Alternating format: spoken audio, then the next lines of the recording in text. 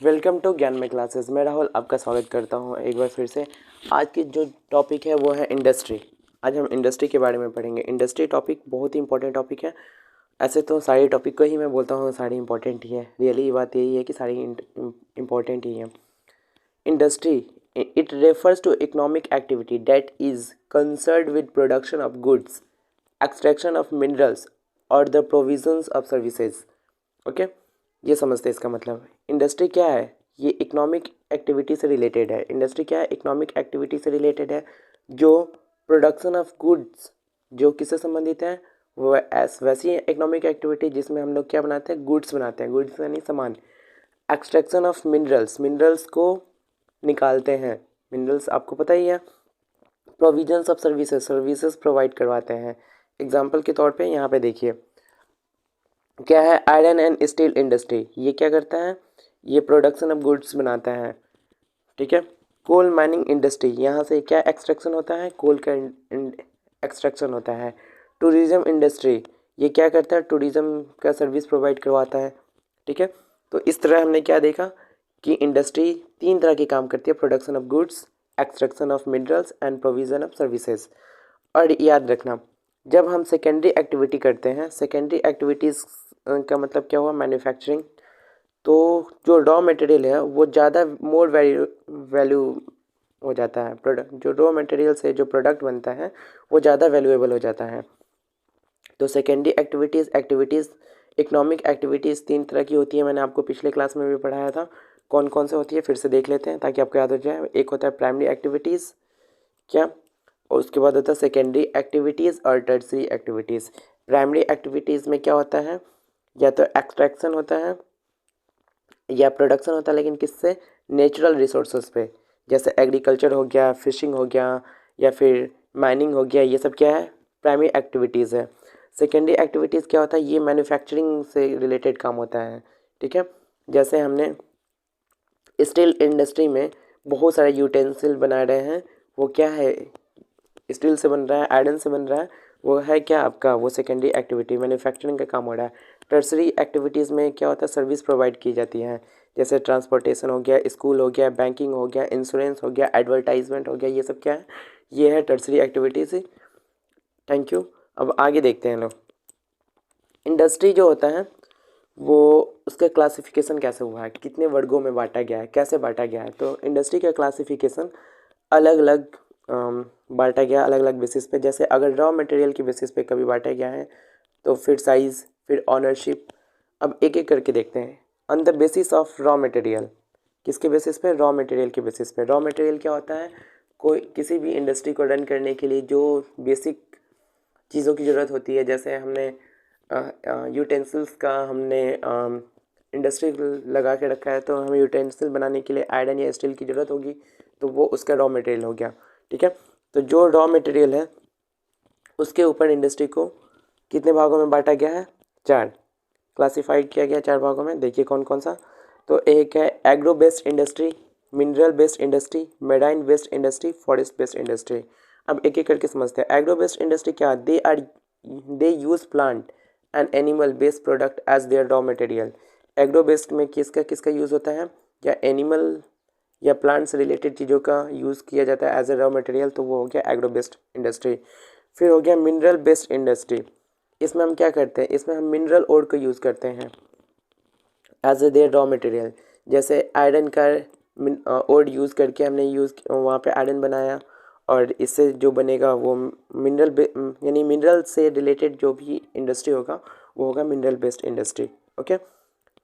फिर हो गया marine based industry. Marine based industry क्या हो गया? मेराइन यानी किसी और ओशियन से रिलेटेड जो भी चीज़ हम रॉ मटेरियल यूज़ कर रहे हैं वो हो गया मेराइन बेस्ड इंडस्ट्री। फिर हो गया फॉरेस्ट बेस्ड इंडस्ट्री। फॉरेस्ट यानी कि forest produce, they utilise forest produce as a raw material, यानी कि जंगलों से जो भी हम चीज़ें प्राप्त करके कंपनी स्टार्ट किए वो होगा आपका कंपनी फॉरेस्ट बेस्ड इंडस्ट्री कहलाएगी। ओके। अब चीज़ें देखते हैं नेक्स्ट। और उसके बाद नेक्स्ट हो गया based on size industry can be classified into small scale and large scale industry. Industry को साइज़ के बेस पे, साइज़ का मतलब क्या हुआ? Size refer to amount of capital investment, यानी कि उसमें कितना पैसा, कितना मनी लगा रहे हैं, कैपिटल। इसके बेस पे, या नंबर ऑफ पीपल एम्प्लॉयड, कितने लोग वहाँ पे रोजगार में हैं, कितने लोग काम कर रहे हैं, या फिर वॉल्यूम ऑफ प्रोडक्शन, तो प्रोडक्शन कितना हो रहा है उस कंपनी में। इन सब चीज़ों को देखते हुए जो हम काम करेंगे वो होगा आपका इंडस्ट्री। वो कौन सा इंडस्ट्री होगा, वो होगा साइज़ के ऊपर डिपेंडेंट। तो साइज़ के बेस पे इंडस्ट्री को दो भागों में बांटा गया है, एक स्मॉल स्केल इंडस्ट्री, एक है large scale industry. Okay, sorry mic गिर गया मेरा। और हाँ, तो small scale industry they manufacture products by hand and include cottage and household industry. देखो इसमें स्मॉल स्केल इंडस्ट्री में प्रोडक्ट किससे बन रहा है, हैंड से बनाया जा रहा है। जैसे कॉटेज इंडस्ट्री हो गया, हाउस होल्ड जो सामान बनाने वाली इंडस्ट्री है वो भी स्मॉल स्केल इंडस्ट्री में आएगा। जैसे में basket weaving, pottery and other handicraft industry जो है वो स्मॉल स्केल इंडस्ट्री है। ठीक है, इसमें क्या होता है, स्मॉल स्केल इंडस्ट्री में लेसर अमाउंट ऑफ कैपिटल होता है, यानी कम पैसे लगाते हैं। टेक्नोलॉजी भी यहाँ पे बहुत कम होती है। जैसे अपने गांव में ही देख लिए होंगे, ग्रामीण एरिया में आपको देखने को मिलता है वो पॉटरी वाला जो वो बनाते हो, कैसे बनाते हो, वो उनका अलग ही होता है बनाने का। वो हो गया आपका स्मॉल स्केल इंडस्ट्री। अब थोड़ा सा देखते हैं large scale industry.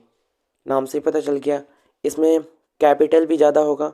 They produce large volume of products, यानी लार्ज स्केल इंडस्ट्री में प्रोडक्ट्स ज़्यादा बनेंगे, इन्वेस्टमेंट ज़्यादा होगा, कैपिटल यानी पैसा बहुत ज़्यादा होगा, टेक्नोलॉजी नई नई होगी।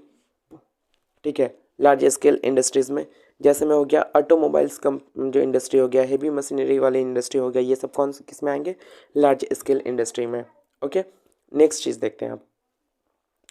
उसके अलावा on the basis of ownership, मालिकाना जिसको बोल सकते हैं, industry can be classified into 4 category, private sector, public sector जिसको और स्टेट ऑन बोल सकते हैं, ज्वाइंट सेक्टर और cooperative sector.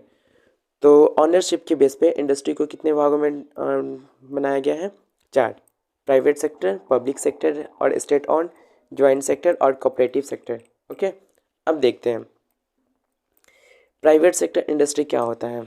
Private sector industry they are owned and operated by individual और group of individual. Private sector company किसी खास एक व्यक्ति के द्वारा रन किया जा रहा हो या फिर ग्रुप ऑफ पीपल, वो सरकारी नहीं है, प्राइवेट कंपनी होती है, उसको बोलेंगे प्राइवेट सेक्टर इंडस्ट्री। जैसे बजाज कंपनी है, रिलायंस है, टाटा कंसल्टेंसी सर्विस एट्सेट्रा, ये सब क्या है जी, प्राइवेट सेक्टर है।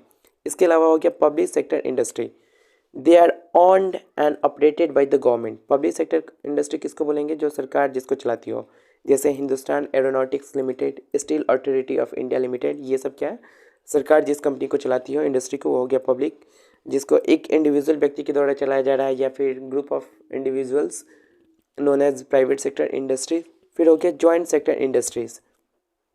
जॉइंट यानी कि इसमें सरकार भी, स्टेट भी होगी और प्राइवेट ऑनरशिप भी होंगे, यानी दोनों मिलके चलाते हैं। कौन कौन, they are owned and operated by state and individuals और a group of individuals known as joint sector industry. जैसे मारुति उद्योग लिमिटेड, ये सरकार और प्राइवेट दोनों लोग मिलके चलाते हैं।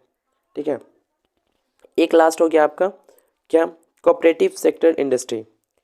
कोऑपरेटिव नाम से ही हो गया, सहयोग से चलाया जा रहा है।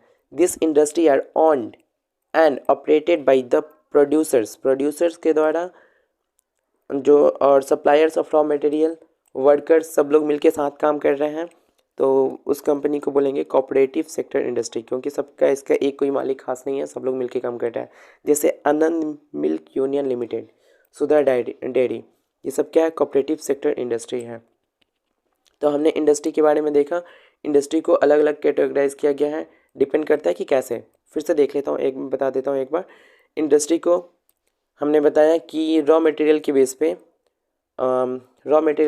चार होती है, agro based industry, mineral based industry, marine based और फॉरेस्ट बेस्ड। एग्रो यानी कि किससे रिलेटेड होगा, प्लांट और एनिमल से। मिनरल बेस्ड यानी किससे रिलेटेड होगा, मिनरल यानी कि मिनरल और से। मैराइन यानी कि जो सी और ओशियन से चीज़ों से चल रही कंपनी, रॉ मटेरियल से। फॉरेस्ट बेस्ड इंडस्ट्री यानी कि फॉरेस्ट की चीज़ों का, जंगल की चीज़ों का as a raw material use किया जाए तो वो हो गया फॉरेस्ट बेस्ड इंडस्ट्री। इसके बाद मैंने बताया साइज़ के बेस पे दो होते हैं, small scale industry, large scale industry. Small scale industry में कैपिटल कम होता है, जबकि लार्ज स्केल इंडस्ट्री में कैपिटल ज़्यादा होता है, टेक्नोलॉजी हाई होती है, जबकि स्मॉल स्केल में टेक्नोलॉजी भी कम होता है।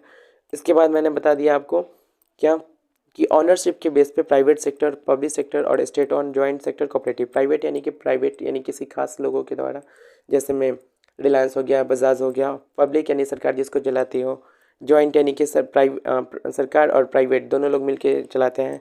कोऑपरेटिव सेक्टर यानी कि कुछ ग्रुप का होता है जिसमें सब लोग आ जाते हैं। कौन कौन सा?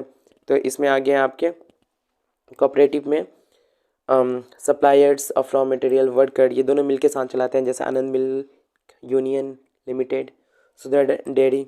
ओके, अब देखते हैं factors affecting location of industry, यानी कि इंडस्ट्री कहाँ होता है।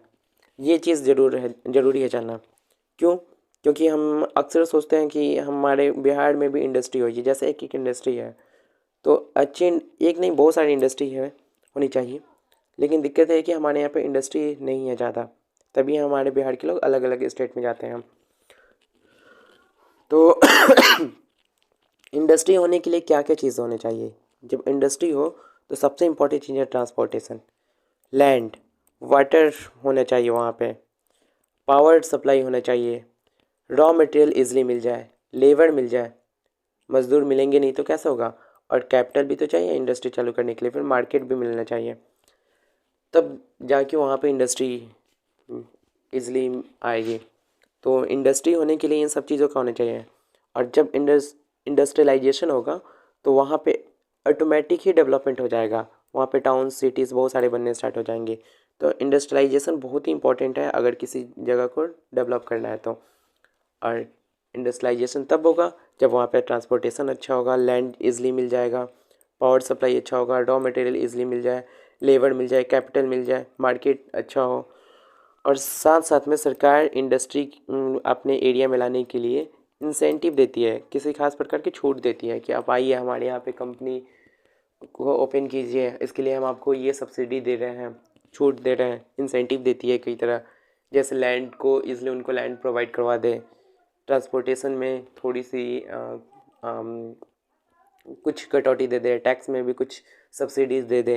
तो ऐसे करके कोई कंपनी वहाँ पे आती है जब उनको प्रॉफिट हो, ठीक है, तो इससे दोनों को प्रॉफिट होगा, कंपनी को भी प्रॉफिट होगा और वहाँ के लोकल को भी प्रॉफिट होगा जिस एरिया में इंडस्ट्री आएगी। ओके, अब देखते हैं इंडस्ट्री सिस्टम में क्या क्या इंपॉर्टेंट है। आज का लास्ट टॉपिक बता रहा हूँ, इंडस्ट्री सिस्टम। देखो, जैसे इनपुट, प्रोसेस, आउटपुट, कोई भी इंडस्ट्री होने के लिए हमें क्या चाहिए? इनपुट होना चाहिए। इनपुट क्या होगा? Raw material, labour, cost of land, transport, power and other infrastructure, ये सब क्या इनपुट हो गया। कंपनी चलाने के लिए ये सब चीज़ चाहिए। प्रोसेस होगा, प्रोसेस क्या होगा? प्रोसेस में बहुत सारा काम होता है। जैसे एक कपड़े की उद्योग के बारे में बात करें, टेक्सटाइल इंडस्ट्री का, तो हमें इनपुट वहाँ पे क्या क्या चाहिए? वहाँ तो लेबर चाहिए ही, रॉ मटेरियल चाहिए, रॉ मटेरियल में हमें चाहिए जैसे कॉटन वगैरह मिल जाए, फिर लैंड भी चाहिए, ट्रांसपोर्टेशन भी होना चाहिए, पावर भी होना चाहिए, इंफ्रास्ट्रक्चर भी होना चाहिए। उसके बाद हमें उसका ऊपर वो बुनाई होगा कपड़े की, फिर डाइंग होगा, फिर वो फाइनली ने तैयार करके आपको शॉर्ट्स मिलता है, प्रोडक्शन, ठीक है, जिससे इनकम जनरेट होगा। तो एक इंडस्ट्री चलने के लिए इनपुट ये पता चल गया क्या क्या होगा, आउट और प्रोसेस क्या क्या होगा ये भी मालूम चल गया आपको, और फाइनली हमें क्या मिलेगा? प्रोडक्ट। जैसे हमें शर्ट्स मिल गया है और वो शर्ट्स को बेच के कंपनी को इनकम भी जनरेट होगा, तो दो फ़ायदे हो गए ना, आउटपुट। तो इंडस्ट्री, मुझे उम्मीद है कि आपको ये वीडियो अच्छा लगा होगा। Please like, share and subscribe. Thank you.